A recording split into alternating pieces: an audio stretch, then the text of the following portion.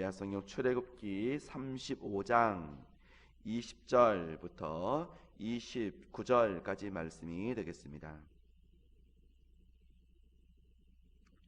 출애굽기 35장 20절부터 29절까지 말씀, 저 한 절 여러분 한 절씩 교독합니다.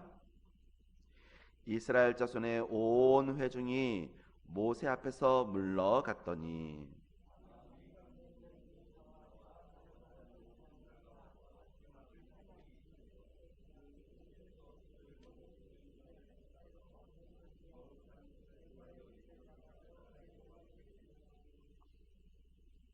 곧 마음에 원하는 남녀가 와서 팔찌와 귀고리와 가락지와 목걸이와 여러 가지 금품을 가져다가 사람마다 여호와께 금 예물을 드렸으며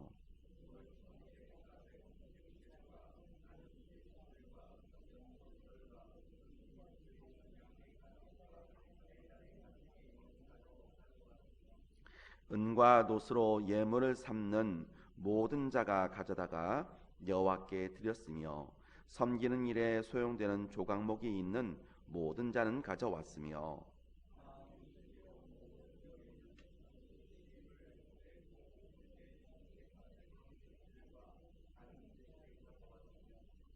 마음에 감동을 받아 슬기로운 모든 여인은 염소털로 실을 뽑았으며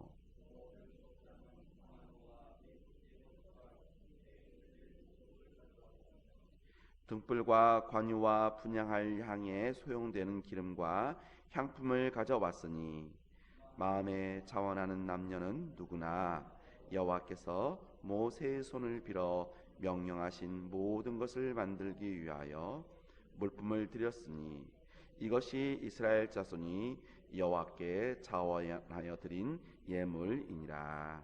아멘.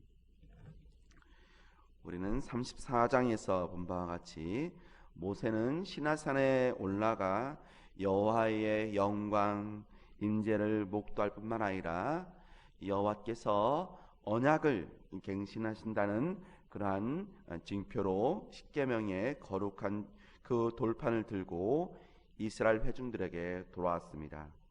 그리고 산 밑에서 두렵고 떨리는 마음으로 모세가 이 돌아오기를 기다리고 있었던 이 회중에게 기쁜 소식, 즉 여호와께서 너희들을 용서하신다라고 하는 이 메시지를 전하면서 언약이 갱신을 한 그 언약에 대한 이 책임과 의무를 충실히 순종할 것을 선포하고 있는 것입니다. 그 연장선에서 이 모세는 35장 앞단락에서 이스라엘 백성에게 성막 건립에 쓸 모든 것을 마음에 원하는 대로 여호와께 드리라고 그 명령을 내리고 있는 것입니다. 언약을 파기했었음에도 불구하고 이제 용서하시고 그 잘못에 대한 죄책을 사하시고 그리고 하나님의 그 은혜로 언약의 백성의 이 신분을 가지고 있는 그들이 어떻게 언약된 이 백성으로서 그 하나님의 그 명령의 이 말씀을 반응을 보이는지를 오늘 본 말씀이 우리에게 잘 보여주고 있는 것입니다. 다시 말씀드리면 예수 그리스도를 믿게 된 우리가 믿음의 생활에 어떠한 반응을 보여야 될 것인가라는 말씀이 오늘 우리에게 또한 해당이 되고 있는 것입니다. 먼저 오늘 본문 20절 말씀해 보니 이스라엘 자손의 온 회중이 모세 앞에서 물러갔더니 라고 말씀합니다. 앞전에 모세를 통하여서 어떠한 명령들을 이렇게 바칠 것들에 대해서 예물에 대해서 쭉 설명을 했습니다. 그 명령을 받은 이스라엘 백성들은 그냥 그 자리에 이렇게 가만히 이렇게 앉아 있던 것이 아닙니다. 그 명령을 듣고 이스라엘 백성들은 모세 앞에서 물러갔습니다. 즉 삶의 자리로 갔던 것이죠. 삶의 자리로 갔다라고 하는 것은 즉 그들이 말씀을 따라갔던 것이고 말씀을 따라가서 그 말씀에 어떻게 순종할 것인지 준비하는 그런 마음을 갖게 되었다라고 하는 것입니다. 성도는 주일에 와서 하나님의 말씀만 듣는 것이 아닙니다. 그리고 주일에만 하나님의 말씀을 지키는 것이 아닙니다. 우리는 삶의 자리로 나아가야 돼요. 그래서 월요일부터 토요일까지도 하나님의 말씀을 듣고 또 그 말씀에 따라 우리는 삶을 실천하는 삶이 바로 언약된 백성으로서 오늘날의 예수 그리스도를 믿는 백성으로서의 삶을 말해주고 있는 것입니다. 그리고 하나님은 이제 모세를 통하여서 예물과 헌신을 준비시키면서 마음에 원하는 자, 자원하는 마음을 가진 자들이 예물을 바치게끔 했습니다. 오늘 21절 말씀해 보니 마음이 감동된 모든 자와 자원하는 모든 자가 와서 이제 그 마음의 태도를 얘기하고 있죠. 22절에도 보세요. 곧 마음에 원하는 남녀가 이렇게 말씀하고 있고요. 또 25절에 가서 보면 마음이 슬기로운 모든 여인, 26절에도 마음의 감동을 받아 슬기로운 모든 여인, 27절에는 모든 족장은, 또 29절에도 마음에 자원하는 남녀는, 이렇게 분명히 아버지께 말씀에 순종하는 그 자세를 얘기를 하고 있는데 결국 마음이에요. 하나님은 우리 마음에 좌정하고 있으시고 또 우리의 믿음의 그 부분에 가장 중요한 부분, 우리 마음으로 예수 그리스도를 믿어야 할 것을 우리에게 말씀하고 있는 것입니다. 특히 이스라엘 백성들이 자원하는 자들이 회막과 그리고 예복, 즉 거룩한 옷이라고 했습니다. 거룩한 옷에 쓰일 그 예물을 가지고 나왔습니다.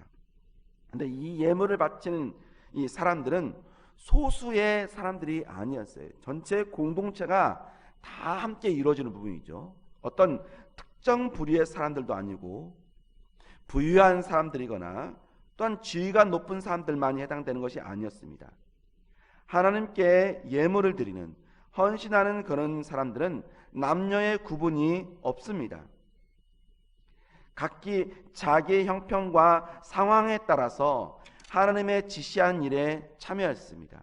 그래서 홍색, 자색 실, 실을 이는 사람들은 그 실을 뽑아다가 드렸고요. 또 족장과 같이 그러한 그 보석들이 있는 사람들은 보석을 가져다가 예물을 드렸고요. 또 그것도 없는 사람들은 또 염소털을 뽑아다가 드리는 그런 슬기로운 여인들이 참여하고 있는 것을 봅니다. 이처럼 자신들의 형편과 상황에 따라서 하나님께서 지시하는 일에 참여했던 것입니다. 몇몇 부유한 사람, 힘 있는 사람들로 이루어진 것이 아닙니다. 하나님의 나라는 자원하는 마음을 가진 사람들로 그 백성들이 참여함을 통하여서 이루어지게 되는 것입니다. 우리가 속한 공동체를 세우는 일도 마찬가지입니다. 하나님이 기뻐하시는 거룩한 공동체는 모든 공동체의 구성원이 하나님이 허락하신 능력 안에서 함께 참여함으로 세워져 나아가는 것입니다. 하나님 앞에서는 하찮은 일도 하찮은 사람도 없습니다. 모든 사람들이 다 존귀한 사역자들인 것입니다. 그러므로 저와 여러분이 이 공동체를 이루기 위하여서 우리가 가지고 있는 그 은사들을 온전히 하나님께 자원함으로 드리는 그러한 복된 은혜가 있기를 간절히 원합니다. 오늘 끝절 29절 말씀해 보니 마음에 자원하는 남녀는 누구나 여호와께서 모세의 손을 빌어 명령하신 모든 것을 만들기 위하여 물품을 드렸으니 이것이 이스라엘 자손이 여호와께 자원하여 드린 예물이니라 라고 말씀합니다. 여호와께서는 모세의 손을 빌어 명령하신 모든 것을 만들기 위하여 라고 말씀합니다. 즉 하나님이 이스라엘 백성의 이 헌신을 모세의 손을 빌려 명령하신 것입니다. 다시 말씀드리면 모세를 통하여서 명령하셨다라는 의미입니다.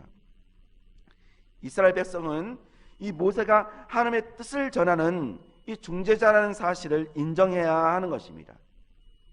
비록 그들은 직접 하나님의 음성을 듣지는 않았지만 모세의 말에 순종함으로 하나님의 말씀에 순종할 수 있게 되는 것입니다. 예수 그리스도는 우리의 유일한 중보자 되십니다. 그러므로 예수님으로 말미암아 우리는 하나님께 나아가 놀라운 말씀들을 듣게 됩니다.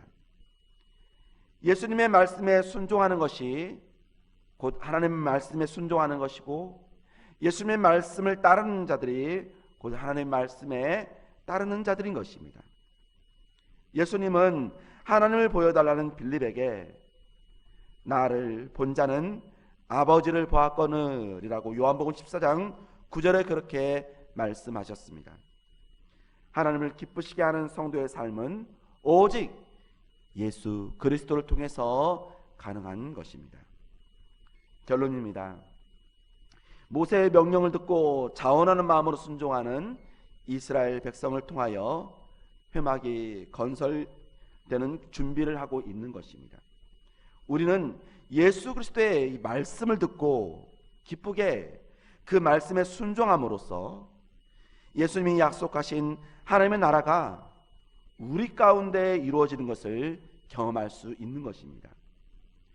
자기의 뜻대로 행하면 하나님을 바르게 섬길 수도 없고 우리 안에 하나님의 나라가 이루어질 수도 없습니다. 오직 하나님의 이 말씀에 순종하며 나아갈 때 하나님의 뜻이 우리 안에 이루어지고 우리의 삶이 하나님의 나라로 이루어지게 되는 것입니다. 오직 예수 그리스도를 통해 우리에게 주어지는 말씀이 곧 하나님의 거룩하신 뜻입니다. 그 거룩하신 뜻을 이루는 복된 하루가 되기를 간절히 원합니다. 또한 우리가 오늘 기도할 때 우리 새롭게 선출되는 중직자들 뿐만 아니라 모든 교회 성도들이 합력하여서 이 아람제일교회 공동체를 이루게 해달라고 기도하시고, 또한 모든 공동체 회원들이 아버지의 그 말씀에 순종하는 그런 공동체가 될 수 있도록 기도해 주시기 바랍니다.